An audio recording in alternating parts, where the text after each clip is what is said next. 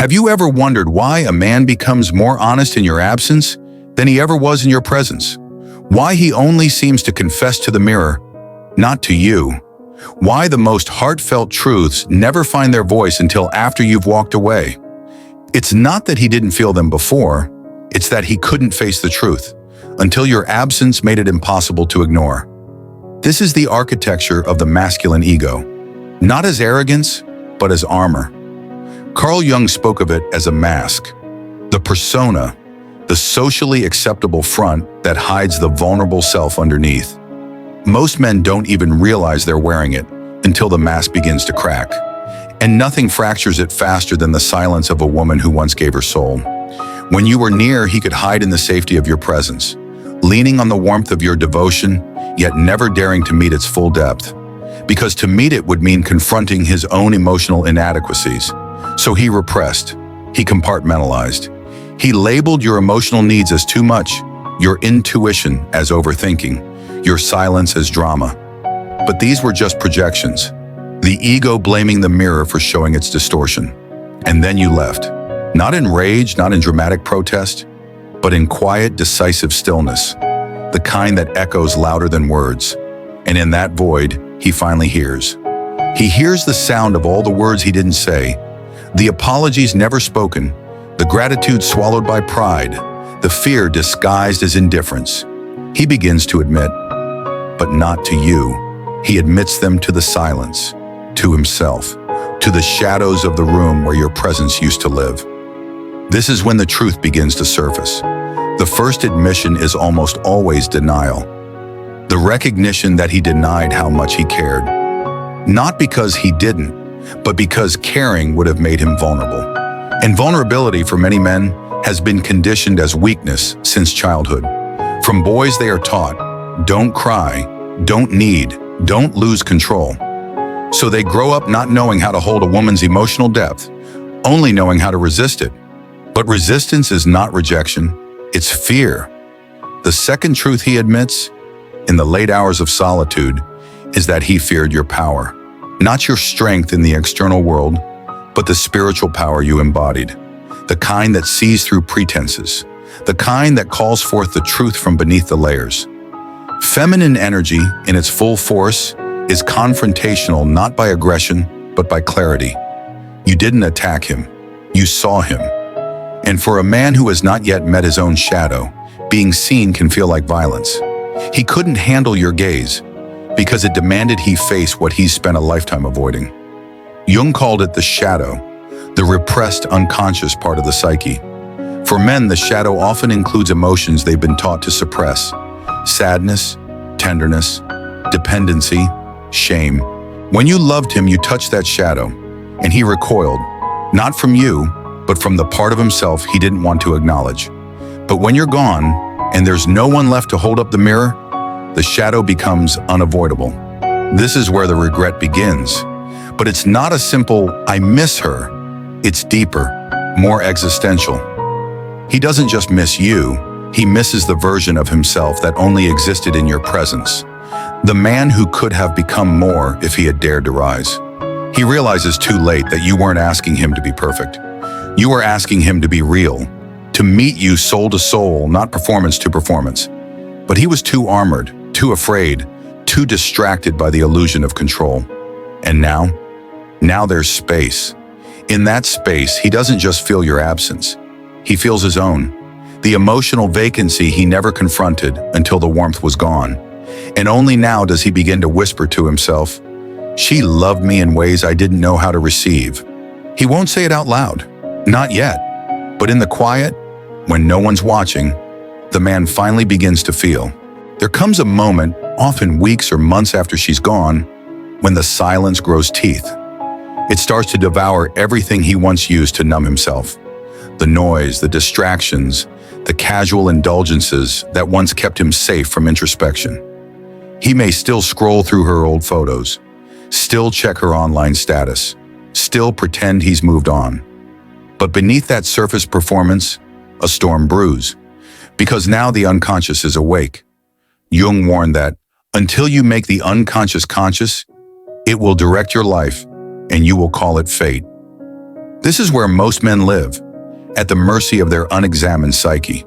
They call it coincidence, or bad luck, or heartbreak, but it's really the shadow at work, forcing evolution through loss. When a man loses a woman he truly valued, not in possession, but in soul, something ancient within him begins to shift. The ego starts to lose its throne, and what's left beneath that collapse isn't powerlessness, but potential. Yet before that awakening comes the confession he never dares to speak aloud. He admits that he mistook her love for control. He believed her desire for connection was an attempt to limit his freedom. He felt smothered by her presence, misunderstood her care as surveillance, because he never learned that true intimacy does not imprison, it mirrors. And when the mirror reflects back his own unhealed chaos, he calls it too much. It's easier to accuse her of intensity than to face his own emotional illiteracy. But when she's gone, the quiet becomes unbearable. The phone no longer vibrates with messages that once annoyed him. The warmth of her routines, the little rituals that once seemed trivial, now feel sacred in memory.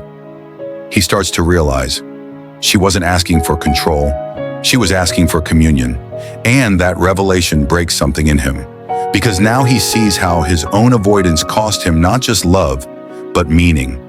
Jung would say this is the beginning of individuation, the confrontation with one's own shadow through pain. Every regret, every unspoken apology becomes a symbol. He's not just mourning her, he's mourning the man he refused to become. Then comes the third truth, perhaps the darkest. He realizes how deeply he needed her validation. Even in his resistance, he fed off her presence. Her love was a mirror that kept confirming his identity.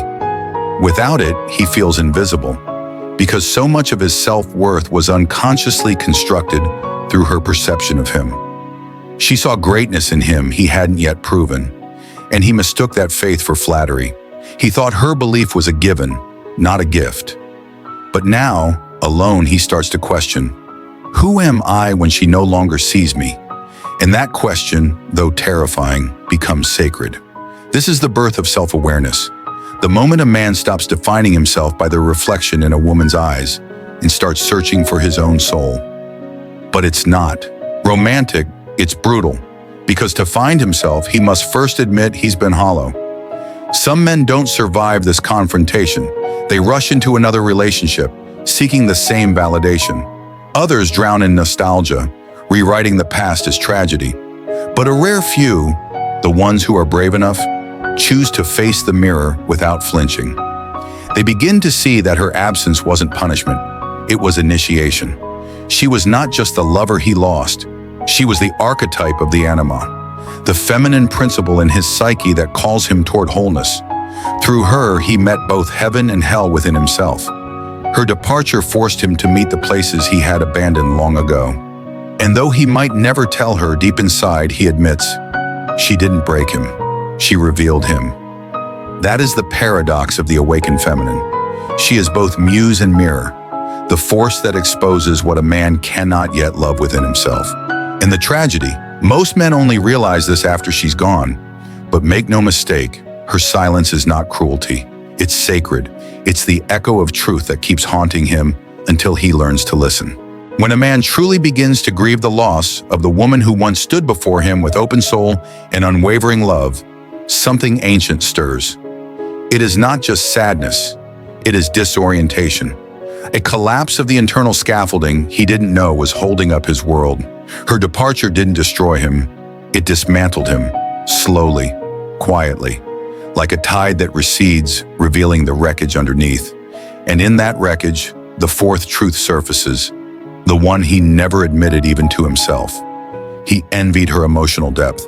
He resented the way she could articulate the storm within her chest, the way she seemed to feel everything with intensity, with clarity, with unapologetic boldness. He mocked it, dismissed it as over-emotional, dramatic. But beneath that dismissal was admiration and fear, because her fluency in feeling exposed his own emotional poverty. She could weep, rage, surrender, intuit. He could only withdraw. Not because he didn't feel, but because he didn't know how to feel without losing control. And control for him was everything. A fortress built over decades to keep his inner chaos at bay. In the presence of her spiritual femininity, that fortress trembled. And rather than admit his foundation was cracked, he blamed the quake on her. He never told her that her emotional fire both drew him in and made him burn with inadequacy. But now in the cold aftermath, he admits it. Not in words, but in aching silence. He wishes he had let her teach him, not by instruction, but by presence. He wishes he had let her depth baptize him, instead of fearing it would drown him. He remembers the nights she opened her soul like a door, and he merely stood on the threshold afraid to enter. He didn't lack love, he lacked courage, and now he sees the price of that cowardice. Jung spoke of the anima, the inner feminine, as the bridge to a man's soul. Without integration of this inner force, a man remains fragmented, externally powerful, but internally lost. Her departure forced him to meet his anima in the raw. She no longer played it out for him in physical form. He now has to find her in himself, and the search is agonizing. The fifth admission, perhaps the most devastating of all, is this. He was becoming a better man because of her, and now he must do it without her. While she stood by his side, encouraging him, believing in his hidden potential, he mistook her presence for permanence. He thought the light would never leave, so he delayed his becoming. He procrastinated his growth, thinking love was unconditional and time was infinite. But feminine love is not endless if it is unreceived. It is divine, yes, but it is also discerning.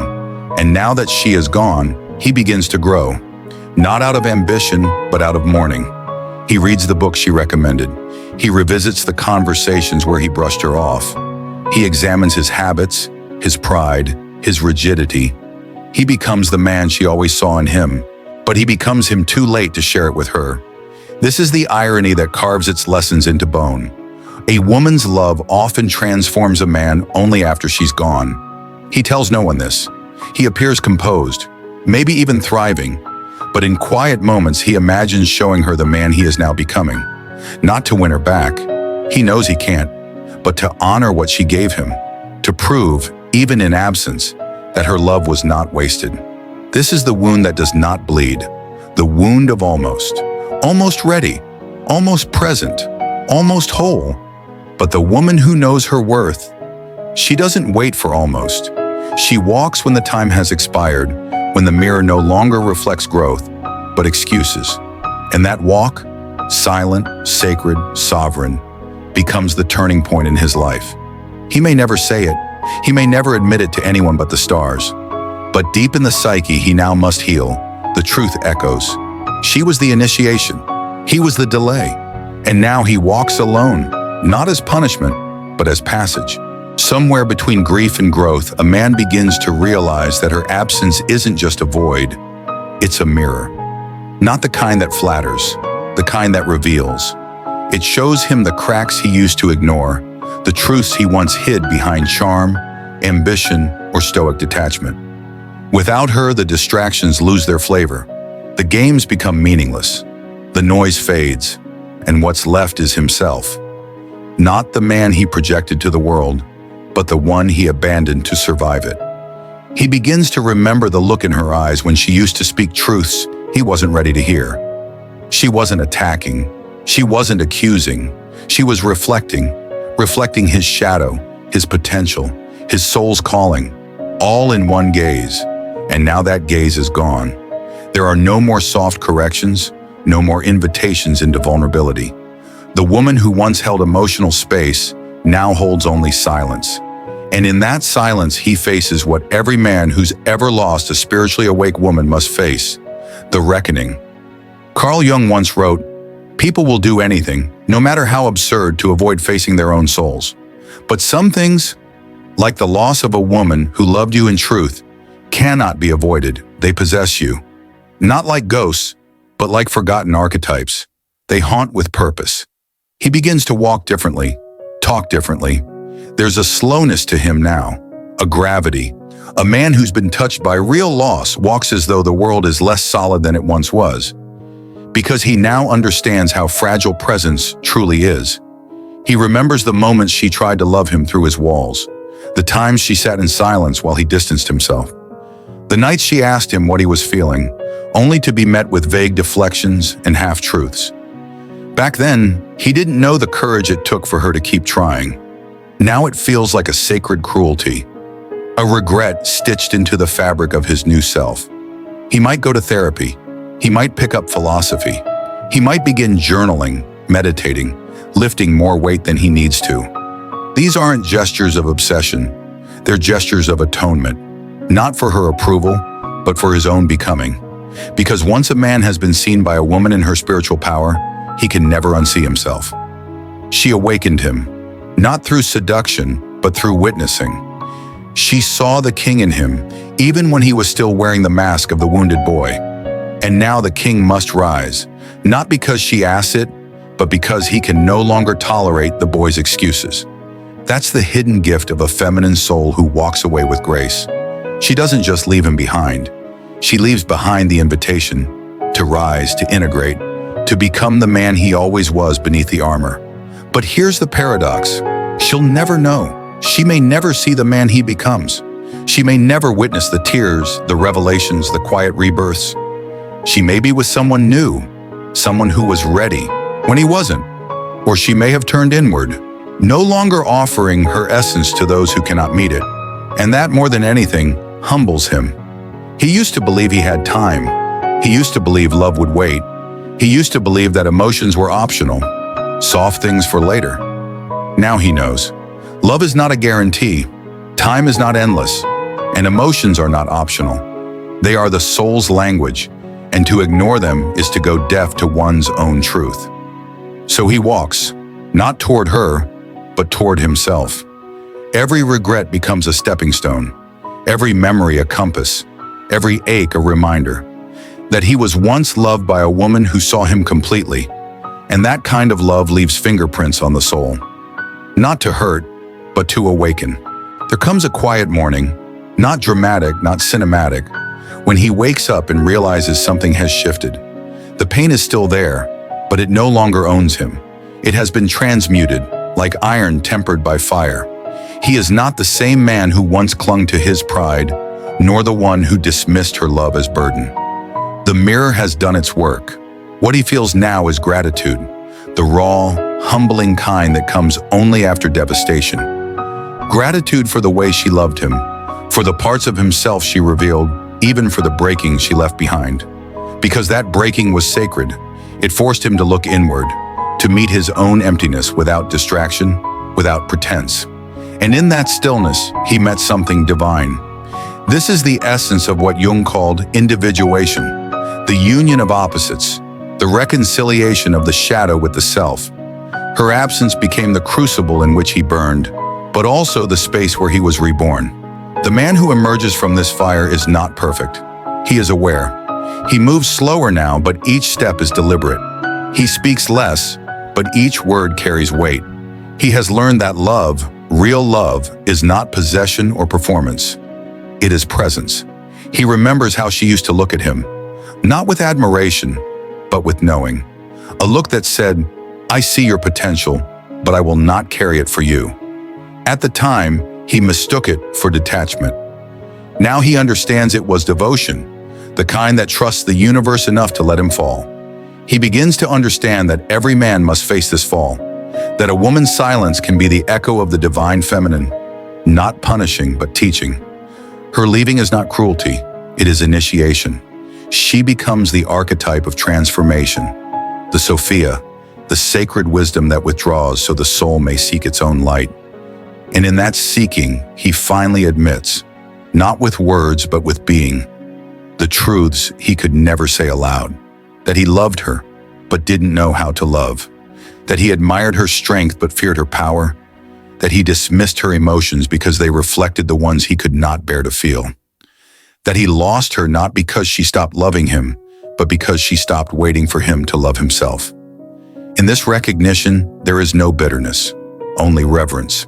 He stops trying to rewrite the past or resurrect what was.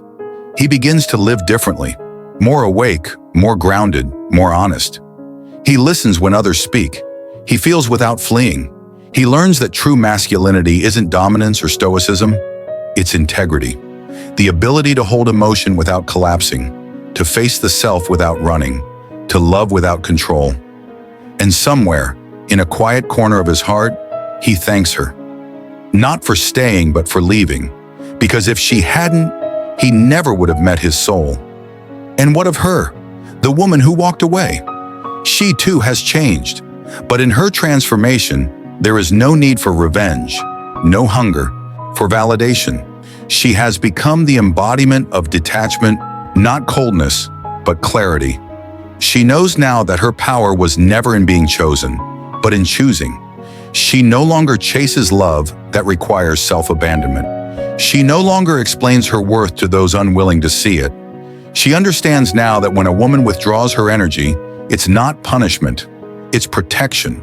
Her silence isn't void, it's the sound of boundaries solidifying, and her absence isn't rejection, it's evolution. For him, the journey continues, shaped by the memory of her grace, haunted by the echo of what could have been. But for her, the journey becomes peace. She has transcended the cycle of proving, waiting, and hoping. She lives now from a place of quiet sovereignty, no longer the mirror for another's becoming, but the flame of her own. And so, the story ends where it always begins, with truth, with awakening, with the quiet power of self-worth discovered through loss. Because in the end, love is not about who stays, it's about who awakens. And the woman who knows her worth doesn't chase, she chooses.